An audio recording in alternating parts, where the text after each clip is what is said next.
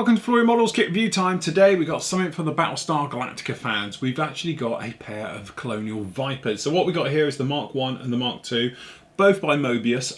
Great little kits. As I said, you can do so much with these. I've seen guys do LED lighting with them, battle effects into dioramas and absolutely everything. So we thought we'd have a look at both kits. So starting off with, if we have a look at the Mark 1 Colonail Viper. Usual thing, quick rundown of the box. Okay. As we make our way through, we've got a little bit about the back of it as well. So you've got optional landing gear, we've got the pilot figure, which is a very nice thing, and obviously some of their other kits that you can get out there as well. Okay, so this guy is actually sealed in a box. So we've got a kit number for this one. I haven't actually seen a kit number for this one. I'm sure there must be one round for it. Well, so it's the part number is 940. Okay, now this is in a very nice top box. So we can peel this guy off just like this. Alright, so I'll just stick this one over here a minute. It's coming down in the box.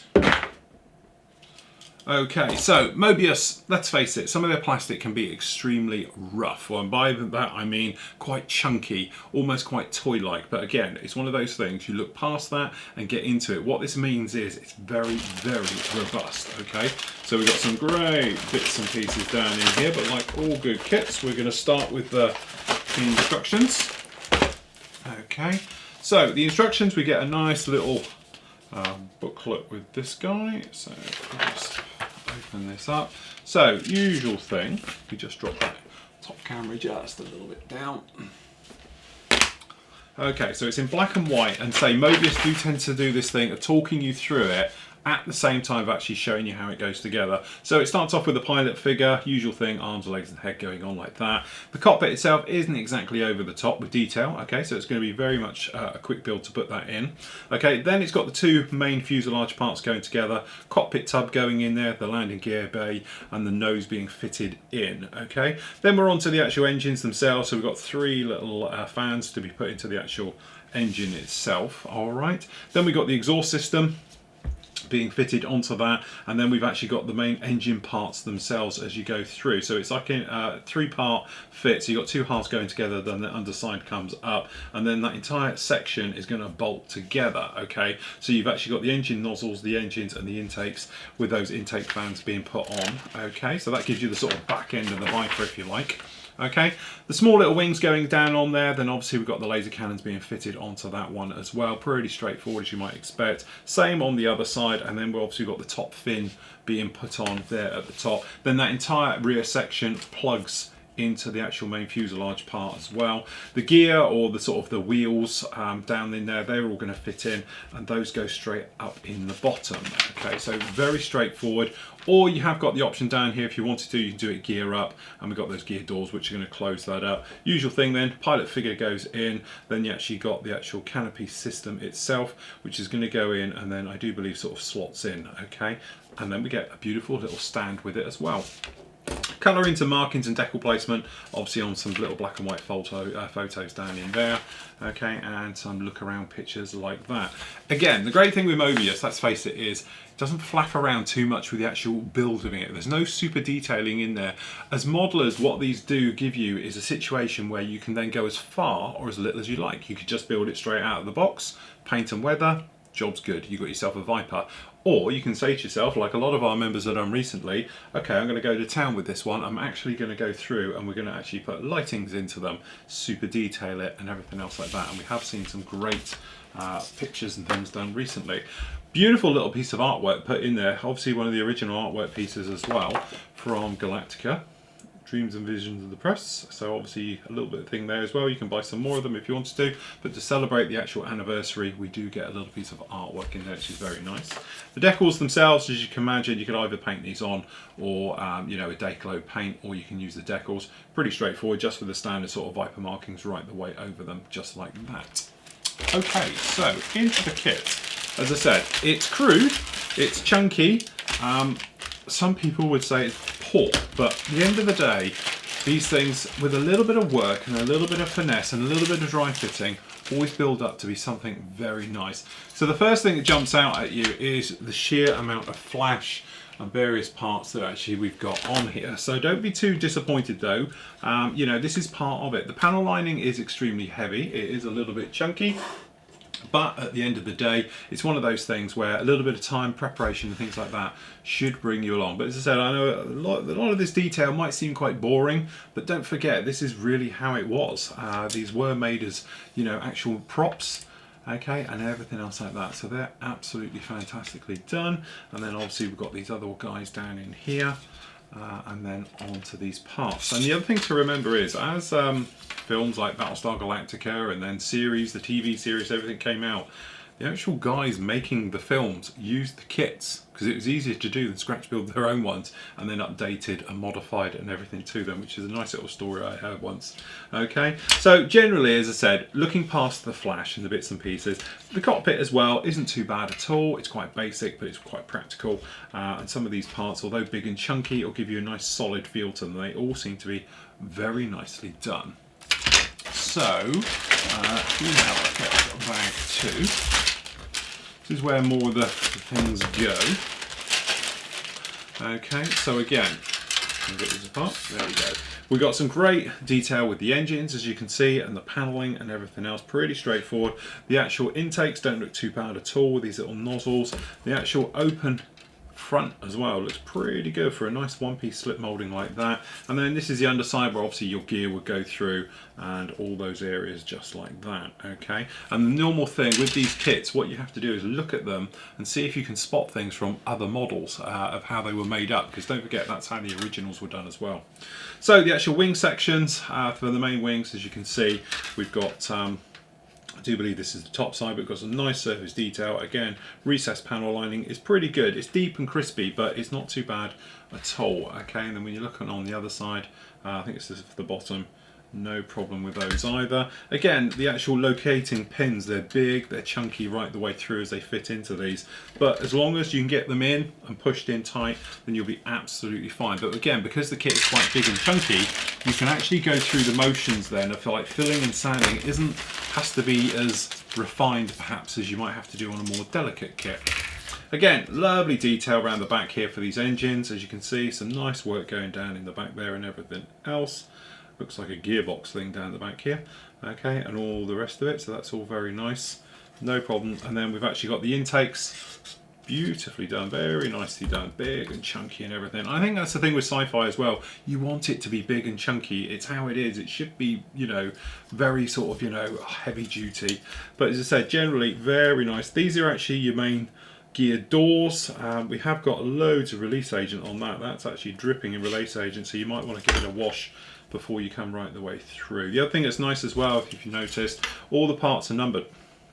All the bigger parts, so you've got 24, 23, and even some of the smaller ones tend to be numbered as well if there's room on them. So that's those. We've got the gear. So this is your wheel stroke skid gear that the actual Vipers have. Again, it's chunky and crude, but as I say, you could easily liven that up, either replacing it with sort of metals and alloys and things like that, or just generally livening it up, perhaps with some wiring and some hoses and everything else like that. So generally, I think they're pretty good all round. Okay, then we got your clear parts. So, which are falling apart nicely. So we have a stand, which we've seen these before on other ones, beautifully done, nice and clear, everything else like that. Then we've got these nice exhausts in the clear, and this is why the guys like to light them up, because you can use that as your basis for the lighting gear and everything else as you make your way through. Looks like a TF Phantom engine in there. Okay, but there we go, and there's your cockpit, which actually the glass is beautifully crystal clear, no problem with that at all. That is actually very, very nice indeed. So there we go, that's the Viper 1. I'll just pop this just back in the box a second. Okay, just make a little bit of room, which we'll sort that in a moment. Okay, so that's your Viper 1, which is this one there. The Viper 2, okay, exactly the same. So quick look round in the box. Let me just switch that over. Okay, so we got the actual Viper 2. Bonus now includes pilot figure, optional to build male or a female pilot, which is a nice touch. So again, these are all 1/32 scale, okay? And then we've got some of the other stuff that they actually do as well, so different types of Vipers, and obviously different bits and pieces, which we have got here as well. I must be honest, I have got quite a few now. I've got a Battlestar Galactica here as well. Okay, some more little bit of information about the Viper 2 round on the box there, some more of the details, and you can sort of see how it's progressed. And we've actually got a nice little touch there of the actual launch tubes for the box art on the back. So if we can get in here, if I can get in without destroying the box, it's pretty well sealed in here.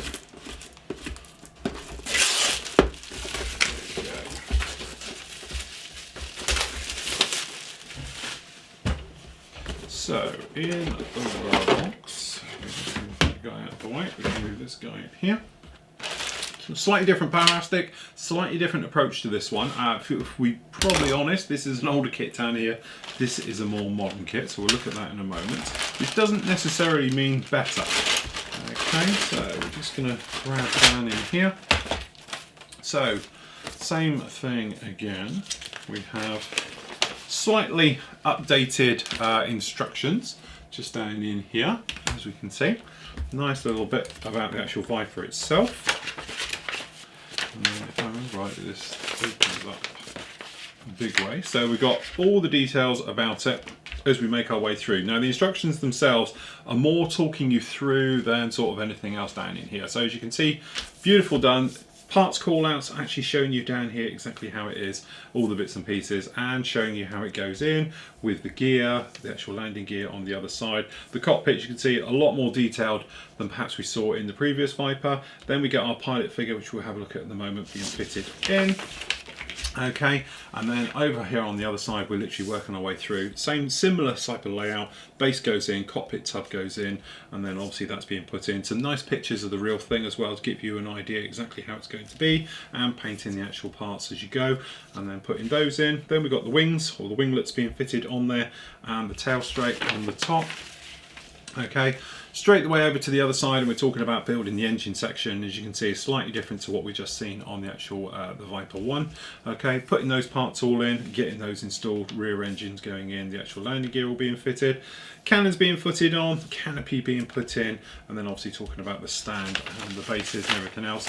And then down here on the back, we've actually got the call out for the actual colours and the decal placements and the various parts like that, including the cockpit and the inside of the cockpit walls, things like that. Okay, so very nicely done, completely down to the actual markings for the Viper pilot for left shoulder, and the Battlestar one as well for the right shoulder. Then we have a little bit of instructions about the pilot figure itself, if using the male or the female parts, which we'll have to have a look at. And then down in here, which we'll have a quick look-see in,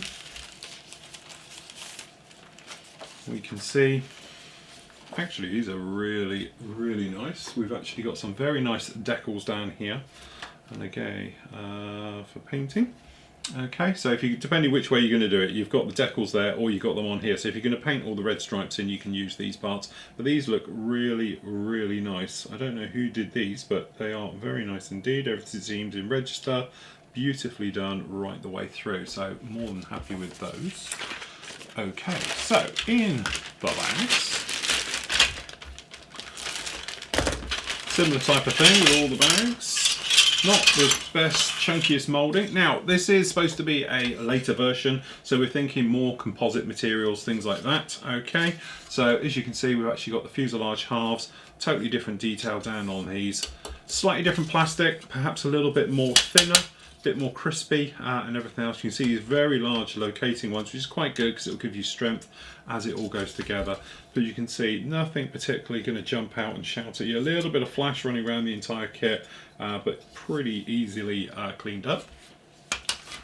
Okay, we've got the underside. Again, it's a little bit flashy. Unfortunately, that we have got down here about Universal Network Television embedded in the bottom, so you might want to sand that out. Okay, and all the rest of it. And you've got some parts where it's come off the sprue, and that you're going to have to be careful. But generally quite nice. I don't think the quality of the plastic is as good as the other one. This one seems a little bit cheaper, nasty, and the it's got a texture to it as well.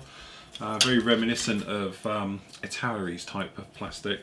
Okay, a little bit for the engine work there. You say you got a little bit of the engines coming through and everything else, but nothing to shout home about. But you have got numbers again showing parts 10 and 11 on there just like that. Intakes, as I say, doesn't seem to be quite as refined perhaps as the other one. Looks more chunky, even down to the nozzles at the back. You can see it's not as a nice Viper, I don't think. I think it looks nicer, but detail wise I don't think is as nice perhaps as we've seen on the previous Mark 1 a moment ago. Okay, but generally very nice. Okay, now the point is I haven't seen the pilot yet. Right, is that your pilot? Right, okay. Your optional extra part there, guys. Okay, so bits falling loose everywhere. Okay, so a little bit more refined, delicate parts than perhaps we saw with the previous Viper. The cockpit's definitely a little bit more detailed down in there, so that's quite nice. And then we've got these parts down on here, and the doors, which all got little lips as well, so it'd be easy to attach those right the way through. But down to the tail just looks, I don't know, nasty. But I say by the time it's in primer and paint, no problem at all. Right down to the front scoop on the nose, the famous Viper intake, very reminiscent of an F86 Sabre. The grill's terrible, that's horrible, not nice at all. Okay, so yeah, that's all I can say, yeah. Alright, usual other bits and pieces on the wings. Texture is very, very rough on these wings, to the point where it feels like sandpaper and everything else like that. Alright, but generally okay. They're numbered as well, 5, 6, as you make your way through. Huge, great, mind you, I think these are internal, so you won't see them, but ejector pins around. You're just going to have to be careful with this one, putting it together, just making sure that everything is in the right place. Okay, and it's all okay. We pop them down in there. So we've got the gear themselves and the laser cannon, so you can see the pads look quite thin. You know, the way they're actually moulded and everything else, but generally a little bit clumsy on the moulding. The detail isn't very sharp either, it's quite bland compared to the Viper 1, but nevertheless it's definitely on the right track. And this must be our optional extra. There's another door there. This is our male stroke female pilot, so the difference being chest bumps, no chest bumps. Okay, arms, head and everything else like that seem to be exactly the same. So I'm just looking for the top of the helmet. So that is literally just it. So it just doesn't look very detailed. The quality of this, to be honest, is very poor because the amount of flash on it, you're not sure where the flash starts and the head begins, because that visor just looks a little bit narrow and flashy to me. But I think you'll get there. Not a problem indeed. It's all there. It's there as a good start. It's just going to need a little bit of work to put that together. Last up, we've actually got the stand and the actual cockpit. So just down in here, again, beautiful stand, totally clear glass for the cockpit. No problem with that at all. That really is very nice, all of that. Very good indeed.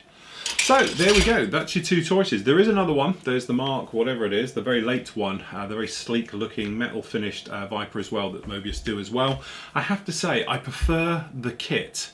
The moulding, the plastic and everything from the original Viper.